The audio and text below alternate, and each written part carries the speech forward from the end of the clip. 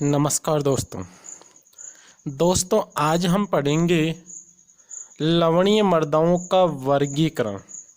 यानी यूएस लवणता प्रयोगशाला के अनुसार लवणीय मृदाओं को 3 भागों में बांटा है। एक तो लवणीय मृदाएं होती है, एक क्षारीय मृदाएं होती है, एक लवणीय क्षारीय मृदाएं होती है जो तीसरे नंबर पे आगे देखेंगे। तो दोस्तों यूएस लवणता प्रयोगशाला के अनुसार लवणीय मृदाओं को 3 भागों में बांटा गया है। पहला है लवणीय मृदाएं।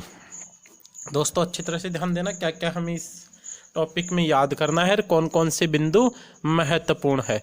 तो सबसे पहले हम बात करते हैं लवणीय मृदाओं की।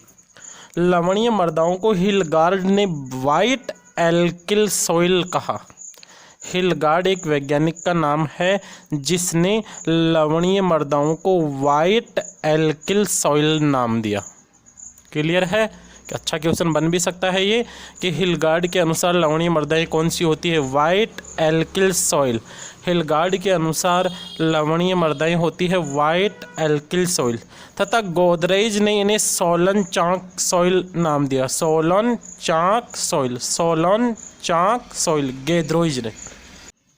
तो याद क्या रखना है हमें कि कौन कौन से साइंटिस्ट ने इनको क्या क्या नाम दिया लवणीय मृदाओं ने, ना। जैसे हिलगार्ड ने वाइट एल्किल सॉइल कहा, गोदरेज ने इन्हें सोलन चाक सॉइल नाम दिया। अब इसकी डेफिनेशन के बारे में हम चर्चा करें कि वे मृदाएं जिनमें 25 डिग्री सेल्सियस पर मृदा के संतृप्त निष्कर्ष की विद्युत चालकता 4 डेसीसाइमन पर मीटर से अधिक होती है। देखो विद्युत चालकता की इकाई लेते हैं 4 डेसीसाइमन पर मीटर। डेसीसाइमन प्रति मीटर विद्युत चालकता की इकाई है। तो 25 डिग्री सेल्सियस पर मृदा के संतृप्त निष्कर्ष की विद्युत चालकता अगर 4 डेसीसाइमन पर मीटर से अधिक होती है। ये संतृप्त निष्कर्ष क्या है? यानी पानी के अंदर मिट्टी का संतृप्त विलयन बनाए, गाढ़ा विलयन बनाए, ठीक है। और उस विलयन की अगर हम चालकता देखेंगे तो वो 4 डेसीसाइमन पर मीटर से अधिक होती है लवणीय मृदाओं में। विनिमय सोडियम, यानी जो सोडियम होता है ना मिट्टी के कणों के ऊपर, वो 15% से कम होता है। और पीएच का मान 8.5 से कम, 7 से तो ज़्यादा होगा परंतु 8.5 से कम होता है। तो ऐसी मृदाओं को हम लवणीय मृदा कहते हैं। डेफिनेशन को समझना, क्योंकि जो तीनों प्रकार के हम परिभाषाएं पढ़ेंगे उनमें थोड़ा बहुत ही अंतर हमें देखने को मिलेगा। तो वे मृदाएं जिनमें 25 डिग्री सेल्सियस पर मृदा के संतृप्त निष्कर्ष की विद्युत चालकता 4 डेसीसाइमन प्रति मीटर से अधिक होती है ना। संतृप्त निष्कर्ष की विद्युत चालकता 4 डेसीसाइमन पर मीटर से अधिक होती है। विनिमय सोडियम 15% से कम तथा पीएच 8.5 से कम होता है, लवणीय मृदाएं कहलाती है। पीएच का मान 8.5 से कम होता है, लवणीय मृदाएं कहलाती है। वे मृदाएं जिनमें 25 डिग्री सेल्सियस पर मृदा के संतृप्त निष्कर्ष की विद्युत चालकता 4 डेसीसाइमन प्रति मीटर से अधिक होती है, विनिमय सोडियम 15% से कम तथा पीएच 8.5 से कम होता है, लवणीय मृदाएं कहलाती है। अब जो लवणीय मृदाएं होती है उनमें कौन कौन से आयन प्रधान होते हैं? इनमें कैल्शियम आयन, मैग्नीशियम आयन तथा सोडियम के क्लोराइड व सल्फेट होते हैं। कैल्शियम, मैग्नीशियम, सोडियम के क्लोराइड, है ना। जैसे कैल्शियम क्लोराइड है, कैल्शियम सल्फेट है, मैग्नीशियम क्लोराइड है, मैग्नीशियम सल्फेट है, सोडियम क्लोराइड है, सोडियम सल्फेट है। इस प्रकार के लवण इसके अंदर पाए जाते हैं। दूसरी बात करें हम क्षारीय मिट्टी। वे मृदाएं जिनमें 25 डिग्री सेल्सियस पर मृदा के संतृप्त निष्कर्ष की विद्युत चालकता, वे मृदाएं जिनमें 25 डिग्री सेल्सियस पर मृदा के संतृप्त निष्कर्ष की विद्युत चालकता, है ना, वही बात है 25 डिग्री सेल्सियस पर 4 डेसीसाइमन पर मीटर से कम, जबकि लवणीय में ज़्यादा थी। विनिमय सोडियम 15% से अधिक, जबकि इसमें कम था 15% से अधिक। तथा पीएच मान 8.5 से 10 तक होता है। तो ऐसे क्षारीय मृदाएं कहलाती है। इन मृदाओं में सोडियम कार्बोनेट अधिक मात्रा में Na2CO3 की अधिकता होती है। क्षारीय मिट्टी में कौन से लवण होते हैं? सोडियम कार्बोनेट अधिक मात्रा में पाए जाते हैं। लवणीय क्षारीय मृदाएं, वे मृदाएं जिनमें 25 डिग्री सेल्सियस पर मृदा के संतृप्त निष्कर्ष की विद्युत चालकता, ऐसी मृदाएं जिनमें 25 डिग्री सेल्सियस पर मृदा की संतृप्त निष्कर्ष की विद्युत चालकता, अब सारे अधिक आएंगे इसमें, 4 डेसीसाइमन पर मीटर से अधिक, सोडियम विनीय 15% से अधिक, pH 8.5 से अधिक होता है, लवणीय क्षारीय मृदाएं कहलाती है। इसमें सोडियम कार्बोनेट, सोडियम के सल्फेट क्लोराइडों की अधिकता होती है ना। कौन से लवणों की अधिकता होती है? सोडियम के कार्बोनेट, सल्फेट और क्लोराइडों की अधिकता होती है। ठीक है दोस्तों, अभी हमने इसके अंदर पढ़ा ना 25 डिग्री सेल्सियस पर विद्युत चालकता, तो ये चालकता क्या होती है ना।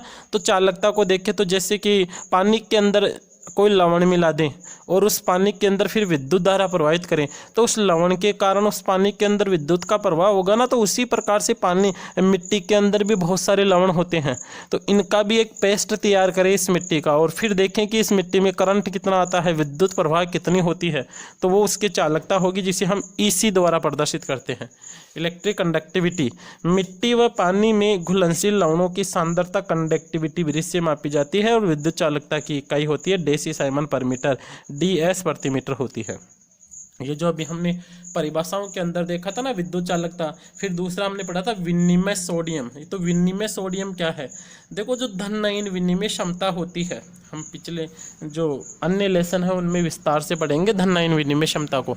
अभी इतना याद रखना, मृदा के कुल धन विनिमय क्षमता का, क्योंकि मिट्टी में बहुत सारे धन होते हैं, कैल्शियम होता है, मैग्नीशियम होता है, पोटेशियम होता है, अमोनियम होता है, एल्यूमिनियम होता है, मैग्नीज होता है, आयरन होता है, तो बहुत सारे धन होते हैं, और वो धन एक कण से दूसरे कण पर आपस में विनिमय करते रहते हैं।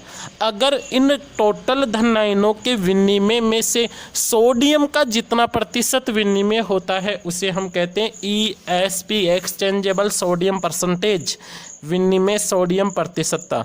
मिट्टी में पाए जाने वाली कुल धन विनिमय क्षमता का जितना प्रतिशत सोडियम के द्वारा धारित होता है, यानी मिट्टी के अंदर जो धन विनिमय होता है ना, उसका कितना प्रतिशत भाग सोडियम के द्वारा धारित किया जाता है, यानी सोडियम के द्वारा जो विनिमय होता है, कुल धन विनिमय क्षमता का जितना प्रतिशत सोडियम के द्वारा विनिमय होता है ना, उसे हम कहते हैं विनिमय सोडियम प्रतिशतता, ESP, एक्सचेंजेबल सोडियम परसेंटेज। तो फॉर्मूला क्या हो गया? विनिमय सोडियम बटा धन विनिमय क्षमता इंटू 100 परसेंटेज। ये से तो निकालेंगे कि कुल धन विनिमय क्षमता का कितना प्रतिशत विनिमय सोडियम के द्वारा हो रहा है, इंटू में 100 लगा देंगे, तो ये हो जाता है ESP, एक्सचेंजेबल सोडियम परसेंटेज, विनिमय सोडियम प्रतिशतता, है ना। मृदा की कुल धन विनिमय क्षमता का जितना प्रतिशत भाग सोडियम के द्वारा धारित किया जाता है, विनिमय सोडियम प्रतिशतता कहलाती है। ठीक है, मृदा की कुल धन विनिमय क्षमता का जितना प्रतिशत सोडियम के द्वारा धारित किया जाता है उसे विनिमय सोडियम प्रतिशतता कहते हैं। ESP, एक्सचेंजेबल सोडियम परसेंटेज, जो होता है विनिमय सोडियम बटा धन विनिमय क्षमता इंटू 100। ठीक है दोस्तों, अब हम बात करते हैं मृदा लवणता, मृदा क्षारकता व लवणता का पौधों पर क्या प्रभाव पड़ता है। यानी अगर मिट्टी लवणीय है, क्षारीय है, तो इसका पेड़ पौधों पर क्या प्रभाव पड़ता है। तो देखो, सोडियम आयनों की अधिकता के कारण मृदा संरचना खराब हो जाती है ना। मृदा संरचना खराब हो जाती है, आपने देखा होगा पानी ज़्यादा हो जाता है, बढ़ जाता है, तो वहाँ की मिट्टी कठोर हो जाती है, पपड़ी सी आ जाती है मिट्टी में, मिट्टी फटी फटी सी नज़र आती है।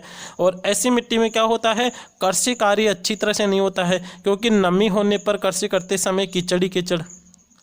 अगर थोड़ी सी बारिश हो गई ना, तो इधर हम टोंक क्षेत्र में जाते हैं तो वहाँ पर ज़्यादा हमें इस प्रकार की मिट्टी देखने को मिलती है। थोड़ी सी बारिश होते ही कीचड़ ही कीचड़ हो जाता है, और थोड़ी सी सूखने पर अगर हम जुताई करते हैं तो फिर ढेले ही ढेले, डगले ही डगले, है ना, ढेले ही ढेले बन जाते हैं।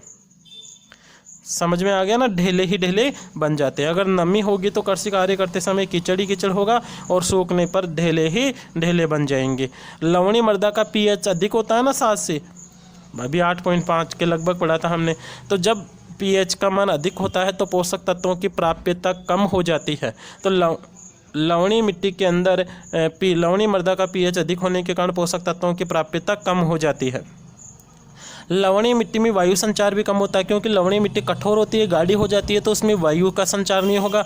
अब वायु नहीं जाएगी तो क्या होगा, उस मिट्टी में पाई जाने वाले सूक्ष्म जीवों की सक्रियता कम हो जाएगी, और सक्रियता कम हो जाएगी तो हम जानते हैं नाइट्रीकरण की क्रियाएं हैं वो सब कम हो जाएगी, जिससे पेड़ पौधों को नाइट्रोजन आदि नहीं मिल पाएंगे और पेड़ पौधों की वृद्धि भी कम हो जाती है। और देखो लवणीय मृदा है तो बाहर जो लवण की सांद्रता वो अधिक होगी, और पेड़ पौधों की जो कोशिकाएं हैं उनमें लवण की सांद्रता कम रहेगी, तो हमेशा कम सांद्रता से उच्च सांद्रता की ओर लवण गति करेंगे, यानी तनु विलयन में से सांद्र विलयन, यानी अपनी जैसे लवणों की अधिक सांद्रता पेड़ पौधों द्वारा जल के मतलब बाहर अगर सांद्रता ज़्यादा है और अंदर सांद्रता कम है, तो सांद्र विलयन में से पानी जड़ में थोड़ी जाएगा, जड़ का पानी वापस बाहर निकलने लग जाएगा, है ना। तो जड़ का पानी बाहर निकलने लग जाता है इस क्रिया के अंदर। ठीक है दोस्तों, बता सकते हो। अब हम पढ़ेंगे नेक्स्ट वीडियो में लवणीय व क्षारीय मृदाओं में सुधार, यानी किस प्रकार से लवणीय और क्षारीय मृदाओं को सुधारा जाता है। तो दोस्तों अभी हमने पढ़ा है लवणीय और क्षारीय मृदाएं कौन कौन सी होती है, किस प्रकार से यूएसए ने इनको डिवाइड किया है, और क्षारीय लवणीय मृदाओं का पेड़ पौधों के ऊपर क्या प्रभाव पड़ता है, इसके बारे में हमने डिटेल से पढ़ा है। ठीक है दोस्तों, नोट्स तैयार कीजिए, बार बार इनको पढ़िए। धन्यवाद।